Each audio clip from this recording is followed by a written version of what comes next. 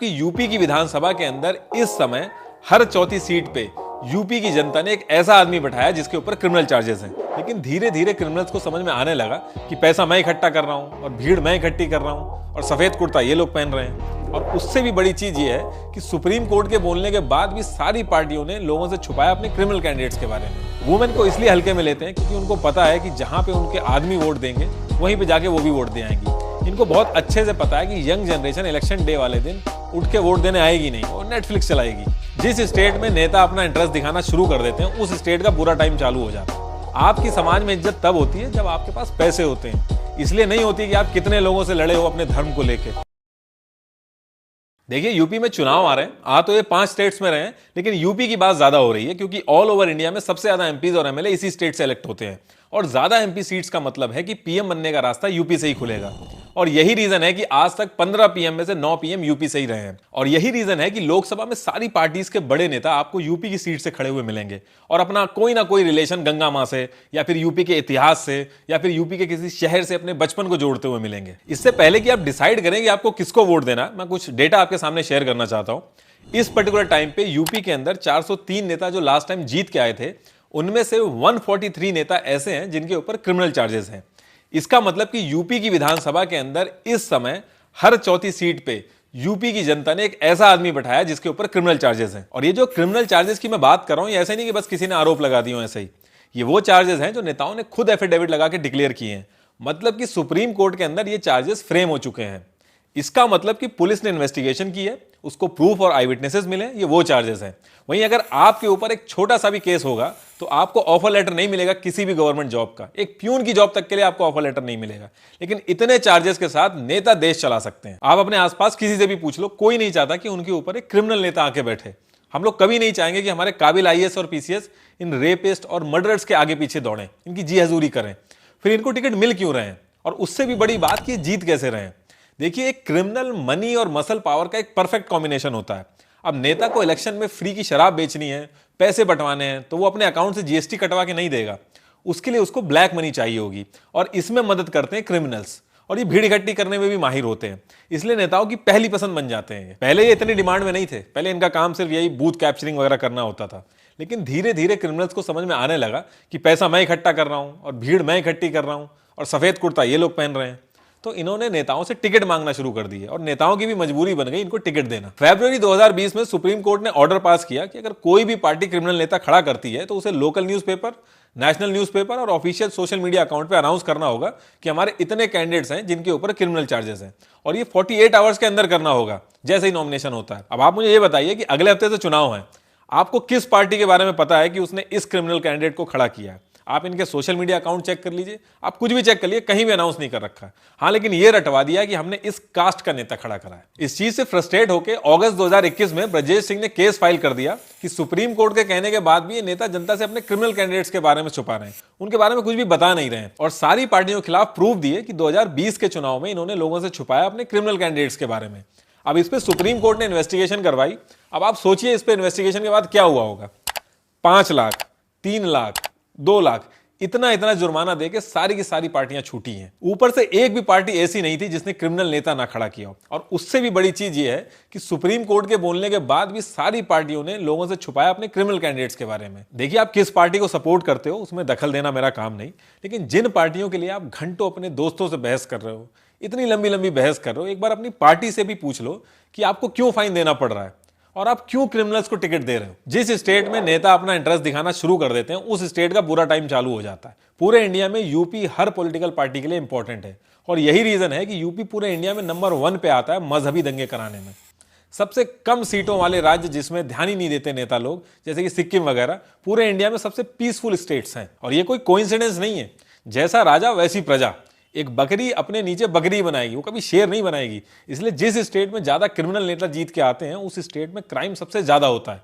एक छोटी C Google search आप करेंगे, आपके सामने सारा डेटा आ जाएगा। न्यूज चैनल्स को इन्होंने खरीद लिया है। देश में कुछ भी हो, एफसीआरए की बात हो, पार्टी फंडिंग की बात हो, कोई इंपॉर्टेंट बिल हो, ये सिर्फ पाकिस्तान तेरे टुकड़े होंगे, बस यही गाना गाते रहेंगे। मान लीजिए खबर आती है एक लड़के ने एक लड़की के घर में घुस के उसको मार दिया, तो ये लोग ये नहीं कहेंगे कि लड़के ने लड़की को मार दिया, ये कहेंगे एक हिंदू लड़की के घर में घुस के एक मुस्लिम लड़के ने उसको मारा, फिर उसके मुस्लिम पिता ने उसकी हिंदू बहन को मारा।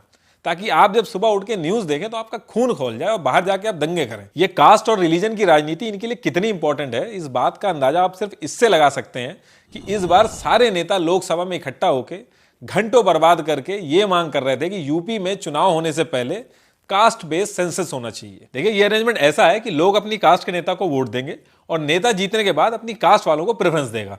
और ये अरेंजमेंट इतने सालों से इसलिए चला आ रहा है क्योंकि लोगों को लगता है कि अगर वो अपनी कास्ट के बाहर जाके वोट देंगे तो कल को कोई वैकेंसी आएगी या फिर कोई एडवांटेज होगा या कोई दंगे होंगे तो नेता अपनी कास्ट वालों को प्रेफरेंस देगा। लेकिन एक्चुअल में ऐसा होता नहीं है। इतने सालों से आप अपनी कास्ट के नेता को वोट कर रहे हैं, हर बार तो आपकी पसंद का नेता जीतता नहीं होगा, कभी दूसरी कास्ट का भी नेता जीता होगा।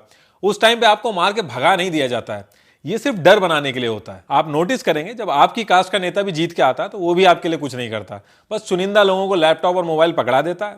30-35 लोग जो उसकी कास्ट के होते हैं उनको गवर्नमेंट या फिर पुलिस में पोस्ट दे देता है और बाकी लोग बिना मतलब खुश रहते हैं कि देखो हमारी सरकार है। एक्चुअल में जो कास्ट इनको वोट करती है ये उनके साथ भी धोखा करते हैं।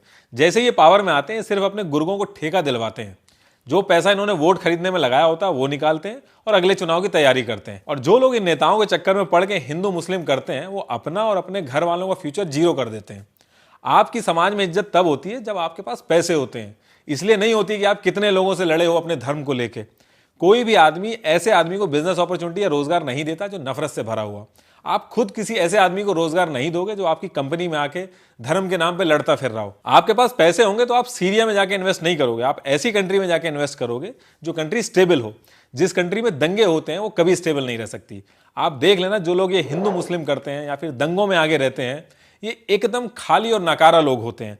इनके बाल कटने के बाद भी इनके पिताजी आगे पैसे देते हैं। जो मेजॉरिटी में लोग हैं उनको यह समझाया जाता है कि वोट नहीं दिया तो आपके ऊपर कोई और राज करेगा और सब खत्म हो जाएगा। और माइनॉरिटी में जो लोग हैं उनको यह समझाया जाता है कि ये लोग इतने सारे हैं आप लोगों को खत्म कर देंगे। अगर मैं माइनॉरिटी की बात करूं तो पारसी सिर्फ 0.006% है टोटल पॉपुलेशन के, लेकिन सबसे ज्यादा पढ़े लिखे हैं और सबसे ज्यादा पैसे वाले हैं। उनको मतलब नहीं है दंगों से, उनको बिजनेस से मतलब है। आप कितना भी अच्छा भाषण दे दो उनके सामने, वो कभी नहीं जाके ट्रेन में आग लगाएंगे। माइनॉरिटी का भला तब होगा जब उनका कोई नेता बड़े ओहदे पे आएगा, प्राइम मिनिस्टर बनेगा, और वो बड़े ओहदे पे तब आएगा जब वो हर किसी की बात करेगा, हिंदू और मुस्लिम दोनों की बात करेगा। सिर्फ माइनॉरिटी की बात करके एक छोटा नेता तो बन जाएगा, लेकिन उससे वो अपनी कम्युनिटी को आगे नहीं बढ़ा पाएगा। नेल्सन मंडेला काले लोगों के लिए तभी कुछ कर पाए जब वो एक ओहदे पे आए, और वो बड़े ओहदे पे इसीलिए आए क्योंकि उन्होंने काले और गोरे दोनों की बात करी। आपको कोई मीडिया नहीं बताएगा कि कौन सा नेता क्रिमिनल है, कौन सा नेता डेवलपमेंट करा सकता है। आपको खुद रिसर्च करनी होगी। जितनी रिसर्च आप अपने मोबाइल खरीदने में करते हैं उसकी 1% से भी कम रिसर्च आपको अपना नेता ढूंढने में करनी पड़ेगी। आपको सिर्फ www.myneta.info टाइप करना है। आपके एरिया से जितने भी नेता खड़े हुए हैं उनके ऊपर कितने क्रिमिनल केसेस हैं, कितनी संपत्ति है उनके पास, सब कुछ आपको पता चल जाएगा। और जिस पार्टी को आप सपोर्ट करते हैं वो किस एरिया से किस कैंडिडेट को खड़ा कर रही है, इस पे भी आपको नजर रखनी है। आपकी पार्टी जिस एरिया में जो कास्ट ज्यादा है उसके हिसाब से अगर कैंडिडेट खड़ा कर रही है तो बहुत डेंजरस है। और इससे भी ज्यादा जरूरी चीज है वोट देना। सबसे कम वोट यंग जनरेशन देती है, इसलिए आप देखोगे इनकी जो पॉलिसी होती है वो यंग जनरेशन के मुद्दे जैसे कि education benefit, work benefit, scholarship, college के प्लेसमेंट के नाम पे जो फ्रॉड्स होते हैं, ये सारे मुद्दे अपने मैनिफेस्टो में रखती ही नहीं है। इनको बहुत अच्छे से पता है कि यंग जनरेशन इलेक्शन डे वाले दिन उठ के वोट देने आएगी नहीं, वो नेटफ्लिक्स चलाएगी। औरतें और नौजवान सबसे लास्ट ग्रुप होते हैं जिसे पॉलिटिकल पार्टीज मतलब रखती हैं। वुमेन को इसलिए हल्के में लेते हैं क्योंकि उनको पता है कि जहां पे उनके आदमी वोट देंगे वहीं पे जाके वो भी वोट दे आएंगी। टोटल पॉपुलेशन में से 48% वुमेन है और 50% से भी ज्यादा यंग जनरेशन है, लेकिन पार्लियामेंट के अंदर सिर्फ 2.2% यंग जनरेशन ही पहुंच पाती है। आपके घर में जब आपके माँ बाप बीमार हो जाते हैं तो आप कितनी दूर क्यों ना हो घर से, आप घर पे जाते हैं। वहां पे आप ये नहीं कहते हैं कि यार मेरे अकेले के जाने से क्या होगा, इलाज तो डॉक्टर को ही करना है, क्योंकि आप अपने माँ बाप को अपना समझते हैं। और जो लोग अपने देश को अपना नहीं समझते सिर्फ वही लोग ये बात करते हैं कि मेरे अकेले के वोट देने से कोई फर्क नहीं पड़ता। जब युवा आगे आएगा तो देश बदलेगा। और ऐसा नहीं है कि आज के युवा में पोटेंशियल नहीं है पॉलिटिक्स समझने का, क्योंकि देखा जाए तो आज के टाइम में अब तक के सबसे ज्यादा एंटरप्रेन्योर्स निकल रहे हैं हर फील्ड में, चाहे वो एजुकेशन टेक्नोलॉजी की फील्ड हो, फाइनेंस की, या फिर क्रिप्टो टेक्नोलॉजी की। अगर आप भी क्रिप्टो करेंसी में इन्वेस्ट करना चाहते हैं तो इसमें आपकी मदद कर सकता है CoinSwitch Kuber. It's India's largest crypto trading app trusted by 1.5 crore user registrations. CoinSwitch Kuber एक बहुत ही आसान प्लेटफॉर्म है क्रिप्टो करेंसी खरीदने, बेचने और ट्रेडिंग करने के लिए। इस ऐप का इंटरफेस बहुत ही यूजर फ्रेंडली है और आप सिर्फ 100 रुपए से ट्रेडिंग स्टार्ट कर सकते हैं। साथ ही साथ कॉइनस्विच आपको देता है instant deposit and withdrawal facility, जिससे आप कभी भी स्टकअप फील ना करें। कॉइनस्विच के यूट्यूब चैनल और ब्लॉग कुबेर वर्स की मदद से आप इन्फॉर्म तरीके से अपनी चॉइसेस ले सकते हैं। Get ₹100 bitcoin free by downloading the app from the link in the description and start your crypto journey today.